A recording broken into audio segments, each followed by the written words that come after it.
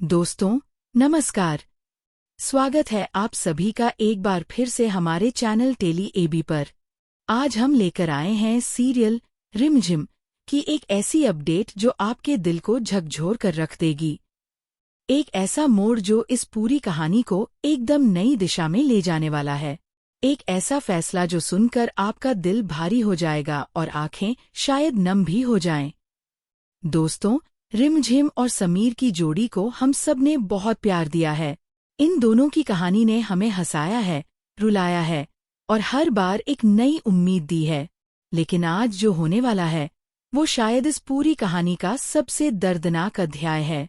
तो अगर आप सच में रिमझिम के दीवाने हैं, अगर आप इस जोड़ी की हर अपडेट जानना चाहते हैं, तो ये वीडियो अंत तक जरूर देखिए।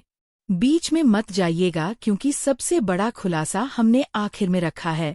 और हाँ, अगर आपने अभी तक हमारा चैनल सब्सक्राइब नहीं किया है तो अभी नीचे बटन दबाइए और बेल आइकन भी ऑन कर लीजिए ताकि रिमझिम की हर ताज़ा खबर सबसे पहले आप तक पहुंचे। तो चलिए दोस्तों, शुरू करते हैं आज की सबसे बड़ी और सबसे दिल दहलाने वाली अपडेट। दोस्तों, इस पूरी कहानी को समझने के लिए हमें थोड़ा पीछे जाना होगा, क्योंकि जो आज हो रहा है उसकी जड़ें उस एक लम्हे में छुपी हैं जब अमायरा ने रिमझिम पर गोली चलाई थी। अमायरा, जो इस कहानी की सबसे बड़ी खलनायिका है, जिसने रिमझिम और समीर की खुशियों को बर्बाद करने में कोई कसर नहीं छोड़ी, जिसने बार बार इस जोड़ी के बीच आने की कोशिश की, और जब उसे लगा कि वो अपने मकसद में कामयाब नहीं हो पा रही, तो उसने वो कदम उठाया जो किसी दुश्मन से भी नहीं उठाया जाता। उसने रिमझिम पर गोली चला दी। दोस्तों, वो लम्हा बेहद खौफनाक था। रिमझिम को गोली लगी और वो वहीं गिर पड़ी। समीर दौड़ा, उसे अपनी बाहों में उठाया और उसे तुरंत इलाज के लिए ले गया। डॉक्टरों ने उसकी जान तो बचा ली, लेकिन उस गोली ने जो नुकसान किया वो जान से भी ज्यादा गहरा था। वो नुकसान था रिमझिम के दिमाग को। गोली का असर इतना गहरा था कि रिमझिम का दिमाग एक तरह से पीछे चला गया। डॉक्टरों ने बताया कि उसके दिमाग की हालत अब एक बच्चे जैसी हो गई है, यानी वो सोच नहीं सकती, समझ नहीं सकती, पहचान नहीं सकती। जैसे एक छोटा बच्चा नहीं समझता कि दुनिया कैसे काम करती है। उसे अपनी शादी याद नहीं, समीर याद नहीं, राजमहल याद नहीं, अपनी जिंदगी याद नहीं। वो एक ऐसी दुनिया में है जहां सब कुछ नया है, सब कुछ अजनबी है, और यही उसकी सबसे बड़ी तकलीफ है। दोस्तों, रिमझिम जब राजमहल में थी और उसकी ये हालत थी, तो राजमहल का माहौल पूरी तरह से बदल रहा था। एक ऐसा इंसान जिसका दिमाग बच्चे जैसा हो, वो कभी कुछ ऐसा कर देता है जो बड़ों के लिए समझना मुश्किल होता है। कभी वो जोर से चिल्लाने लगती, कभी वो राजमहल में इधर उधर भागती, कभी वो किसी चीज को उठाकर फेंक देती, कभी वो किसी को देखकर डर जाती और कभी बिना किसी वजह के हंसने लगती। यह हरकतें देखकर राजमहल के लोग घबरा जाते थे, नौकर चाकर डरते थे, बड़े बुजुर्ग परेशान रहते थे, और हर रोज कुछ न कुछ ऐसा हो जाता था जिससे पूरे राजमहल में अफरा तफरी मच जाती थी। एक बार रिमझिम ने रसोई में जाकर सब कुछ इधर उधर कर दिया। एक बार उसने दरबार में घुसकर ऐसी बातें कहीं जो किसी को समझ नहीं आईं। एक बार उसने किसी को इतनी जोर से धकेला कि वो गिर गया। और दोस्तों, इन सब हादसों की वजह से राजमहल में एक ऐसी राय बनने लगी जो रिमझिम के लिए बेहद खतरनाक थी। लोग कहने लगे कि ये घर के लिए ठीक नहीं, कि इस हालत में रिमझिम को यहाँ नहीं रखा जा सकता। दोस्तों, अब आती है वो बात जो इस पूरी कहानी का सबसे अहम हिस्सा है। राजमहल में कुछ ऐसे लोग थे जो रिमझिम को शुरू से पसंद नहीं करते थे, जो चाहते थे कि रिमझिम इस घर में न रहे। और अब जब रिमझिम की हालत बिगड़ी हुई थी, तो ये लोग अपनी पुरानी चाल एक नए तरीके से खेलने लगे। वो समीर के पास आते, उसके कान में धीरे धीरे जहर भरते, बातें ऐसी कहते जो सुनने में सही लगें, लेकिन असल में उनका मकसद सिर्फ एक था, समीर को यह यकीन दिलाना कि रिमझिम को राजमहल से निकालना ही सही है। कोई कहता, समीर भाई, रिमझिम की दिमागी हालत बहुत बुरी है, उसे यहाँ रखने से न तो उसका भला होगा न घर का। कोई कहता, रिमझिम को किसी अच्छी जगह भेजो जहां उसका इलाज हो सके, यहाँ रहकर वो और बिगड़ती जाएगी। कोई कहता, देखो समीर, घर की इज्जत भी कोई चीज होती है। रिमझिम की वजह से रोज नई मुसीबत आ रही है। और सबसे ज्यादा बातें करती थी बुआ जी। वो हर मौके पर समीर के पास आती और उसे समझाती कि रिमझिम को राजमहल से बाहर करना ही एकमात्र सही रास्ता है। उनकी बातें इतनी चालाकी से कही जाती थीं कि सुनने वाला यह न सोच पाए कि इसके पीछे कोई साजिश भी हो सकती है। लेकिन दोस्तों, बूंद बूंद से घड़ा भरता है। और इतनी सारी बातें सुनते सुनते समीर का दिल भी डगमगाने लगा। दोस्तों, समीर एक मजबूत इंसान है, लेकिन हर मजबूत इंसान की एक सीमा होती है, और समीर भी उस सीमा तक पहुंच रहा था। हर रोज रिमझिम को उस हालत में देखना, जहां वो उसे पहचानती नहीं, जहां वो उस पर गुस्सा करती है, जहां वो राजमहल में अफरा तफरी मचाती है, ये सब समीर के लिए बहुत भारी था। और ऊपर से राजमहल के लोगों की बातें, जो हर रोज उसके कानों में यही भरती थीं कि रिमझिम को यहाँ से भेज दो। समीर अकेले में बैठता और सोचता। उसके मन में सवाल उठते, क्या मैं सही कर रहा हूँ? क्या रिमझिम को यहाँ रखना उसके लिए ठीक है, या उसे किसी ऐसी जगह भेजना चाहिए जहां उसका सही इलाज हो सके? ये सवाल उसे रात को सोने नहीं देते थे। यह सवाल उसे दिन में चैन नहीं लेने देते थे। और धीरे धीरे, बहुत दर्द के साथ, बहुत आंसुओं के साथ, समीर एक फैसले की तरफ बढ़ने लगा। वो फैसला जो उसके दिल को तोड़ने वाला था, लेकिन जो शायद रिमझिम के लिए जरूरी था। दोस्तों, आखिरकार वो दिन आ ही गया। समीर ने फैसला किया, रिमझिम को राजमहल से बाहर निकाला जाएगा। ये सुनकर राजमहल में दो तरह की प्रतिक्रियाएं हुईं। एक तरफ वो लोग थे जो खुश थे, जो यही चाहते थे, जो इसी दिन का इंतजार कर रहे थे। उनके चेहरों पर एक छुपी हुई मुस्कान आई। और दूसरी तरफ थे वो लोग जो सच में रिमझिम की परवाह करते थे, जो जानते थे कि ये फैसला कितना दर्दनाक है, कितना मुश्किल है।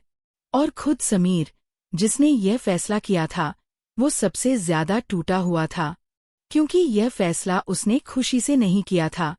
यह फैसला उसने मजबूरी में किया था, एक ऐसी मजबूरी जो हर तरफ से उसे घेरे हुए थी।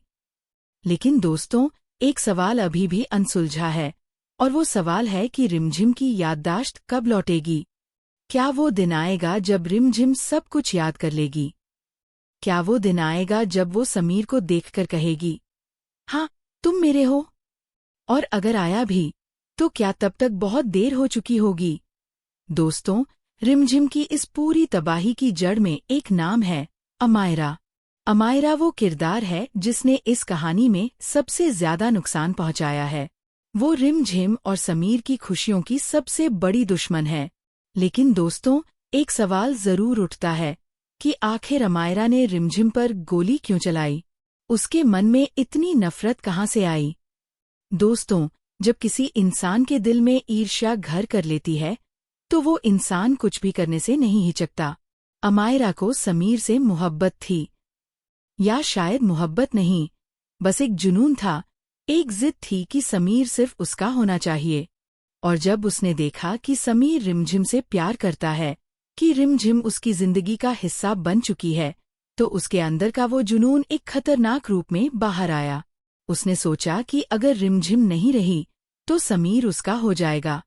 और इसी सोच ने उसे वो कदम उठाने पर मजबूर किया जो किसी भी इंसान के लिए सोचना भी मुश्किल है। उसने रिमझिम पर गोली चला दी। लेकिन दोस्तों, जिंदगी हमेशा वैसी नहीं होती जैसा हम सोचते हैं।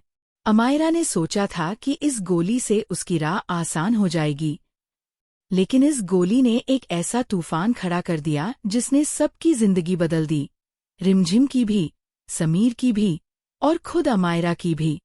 जब किसी के दिमाग पर बहुत गहरी चोट लगती है, चाहे वो गोली हो, दुर्घटना हो, या कोई और बड़ा सदमा, तो कभी कभी दिमाग एक अजीब काम करता है। वो पुरानी सारी यादों को, सारी सीखी हुई बातों को, सारे रिश्तों को एक तरफ कर देता है। जैसे किसी कंप्यूटर की सारी फाइलें अचानक डिलीट हो जाएं। और जब ऐसा होता है तो इंसान वापस उस अवस्था में चला जाता है जब वो कुछ नहीं जानता था, जब वो सब कुछ नया सीख रहा था। जैसे एक बच्चा होता है जो दुनिया को नई नजरों से देखता है, जो हर चीज से अनजान होता है, जो बड़ों की बातें नहीं समझता। रिमझिम के साथ यही हुआ है। उसके लिए अब राजमहल एक अजनबी जगह है। समीर एक अजनबी इंसान है। उसकी शादी, उसका प्यार, उसकी यादें, सब कुछ जैसे मिट गया है। और जब कोई उसे ये बताने की कोशिश करता है कि तुम यहाँ की हो, तुम इसकी पत्नी हो, तो उसका बच्चे जैसा दिमाग इसे समझ नहीं पाता। वो डर जाती है, घबरा जाती है और कभी-कभी गुस्से में आ जाती है। यही वजह है कि रिमझिम की हरकतें इतनी अजीब लगती हैं। यही वजह है कि वो राजमहल में अफरा तफरी मचाती है। वो जानबूझकर नहीं करती, उसे बस ये समझ नहीं आता कि क्या करना सही है और क्या गलत। दोस्तों, रिमझिम की इस हालत में राजमहल के लोग साफ साफ दो हिस्सों में बंट गए थे। पहला हिस्सा, वो लोग जो सच में रिमझिम की परवाह करते थे, जो उसकी तकलीफ देखकर दुखी होते थे, जो चाहते थे कि रिमझिम ठीक हो, उसकी याददाश्त वापस आए और वो फिर से समीर के साथ खुशहाल जिंदगी जिए।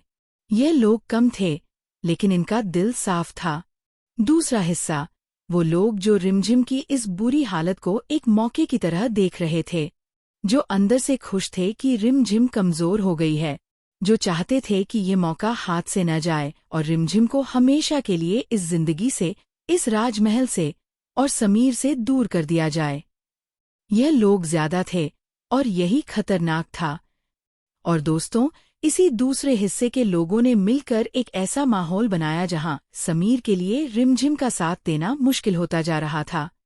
हर तरफ से यही सुनाई देता था, रिमझिम को यहाँ से भेज दो। हर तरफ से यही दबाव था, ये घर के लिए ठीक नहीं। और इसी माहौल में समीर धीरे धीरे टूटता जा रहा था। दोस्तों, इस पूरी साजिश में सबसे अहम किरदार था बुआ जी का। वो राजमहल में एक ऐसी हस्ती हैं जिनकी बात को कोई आसानी से नकार नहीं सकता। उनकी उम्र है, उनका रुतबा है और उनकी बातों में एक ऐसी चालाकी है जो सुनने वाले को लगती है बिल्कुल सही, लेकिन असल में होती है बेहद खतरनाक। बुआ जी ने इस पूरे मामले में बड़ी होशियारी से अपनी चाल चली। उन्होंने कभी खुलकर नहीं कहा कि रिमझिम को निकालो क्योंकि मुझे वो पसंद नहीं। नहीं, उन्होंने हमेशा ऐसी बातें कहीं जो सुनने में बहुत समझदारी भरी लगती थीं। वो कहती थीं, बेटा समीर, मैं रिमझिम का बुरा नहीं चाहती, मैं तो उसकी भलाई की बात कर रही हूँ।